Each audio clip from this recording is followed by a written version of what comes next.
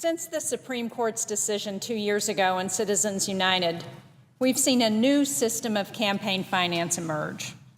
Without limits on donations or limits on spending by outside groups like super PACs, we have been inundated with mostly negative political advertisements, while candidates from both sides of the aisle struggle to raise more and more money just to keep up. Nearly $170 million has been spent so far in this election cycle by outside groups, and that doesn't include how much the candidates themselves have spent. Just think what good we could do with that $170 million. The rising influence of donors and corporations is a problem. But the larger issue, and the one that we're here to talk about today, and I want to recognize the leadership of Senator Whitehouse from Rhode Island, who has done such a great job of raising the importance of this issue. The larger issue is the prevalence of secret money that is increasingly making its way into our campaigns. Millions of dollars of untraceable money has already been spent during this election. This spending is just unacceptable because there is too much at stake in this election for Americans who are struggling. And by that, I'm not talking about the secret donors who can afford to spend millions of dollars on secret political ads.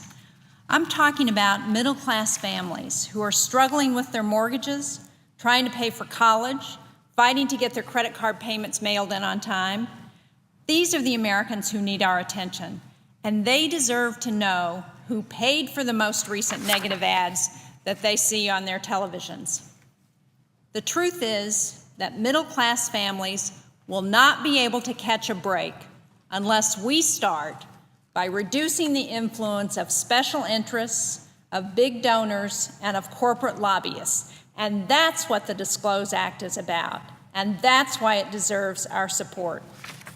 We've heard Senator Levin speak very eloquently to the 501c4 organizations, those organizations that are allowed to keep their donors secret, and in many cases, they're actually allowed to deduct those contributions. Those secret donors can deduct those contributions from their taxes.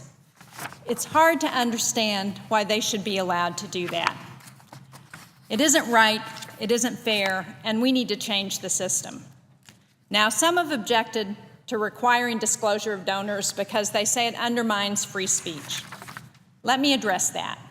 Because our democracy is based on the free exchange of ideas, and political speech should enjoy the highest level of protection. We should recognize that citizens always have the right to speak and be heard, especially on matters as important as who should represent them in Washington. That's not what the Disclose Act is about. It is precisely because we need to make sure citizens stay involved in the political process that we need this reform. Because freedom of speech does not mean freedom of secrecy. Anonymous political speech by these organizations has no place in our democracy. Accountability, transparency, and credibility must be preserved in our political system. When I talk to voters in New Hampshire these days, they're not optimistic about being heard in Washington. According to the Granite State poll that's done by the University of New Hampshire, 3/4 of our New Hampshire adults think that members of Congress are more interested in serving special interest groups. 1/4 of New Hampshire adults think they have no influence at all on what the federal government does. People throughout New Hampshire and throughout this country don't believe that their interests are being represented. What they do support is the kind of legislation that we're talking about in the Disclose Act. 3/4 of New Hampshire adults strongly support a law that would require corporations, unions, and nonprofit groups to disclose their sources of spending when they participate in elections. And this support isn't limited to New Hampshire.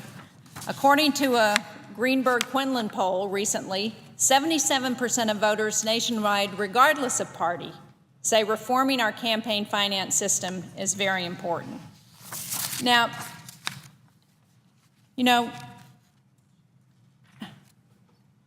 I get a lot of cards and letters from people. And most of the people who write to me and write to all of us sign their names. And because they sign their names, we know who they are, and we can respond, we can correct misunderstandings, we can engage in a discussion with them about policies before the Congress. The same should be true for political speech. Justice Antonin Scalia once wrote, and we put this on poster board because I thought it was so apropos to what we're talking about with the Disclose Act. He said, this is Justice Scalia, that requiring people to stand up in public for their political beliefs for their political acts, fosters civic courage, without which democracy is doomed. It's important for donors to own their participation. That's what this Disclose Act is about, and that's why we should all vote to support it. Now, I can't finish my remarks without talking about a New Hampshire woman who really represents what we're talking about when we talk about participation in the political process. Her name was Doris Haddock, Granny D, as we knew her in New Hampshire. Some people may remember that when she was 89 years old, she started walking across America to call attention to the importance of campaign finance reform.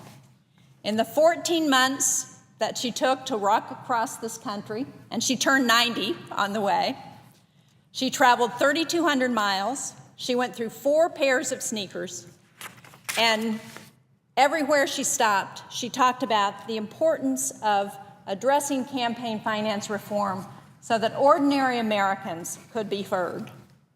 Well, Granny D died 2 years ago at the age of 100. She left behind 2 children, 8 grandchildren, and 16 great-grandchildren. She also left behind an incredible legacy that embodies the importance of what the First Amendment was designed to protect and what it need not protect. We need to make sure that people like Granny D can continue to be heard, regardless of how much money they have. That's why we need the Disclose Act. The First Amendment doesn't protect the rights of shell corporations and dummy organizations to flood our airwaves with negative ads using money from anonymous donors. Let's take a lesson from Granny D. Let's take a stand. Let's pull back the curtains to see who is behind all of this secret money. The Disclose Act will allow us to do that. That's why we should support its passage, and I hope our colleagues from the other side of the aisle will decide they should join us. It's critical to our democratic process. Thank you very much, Mr. President. Mr. President.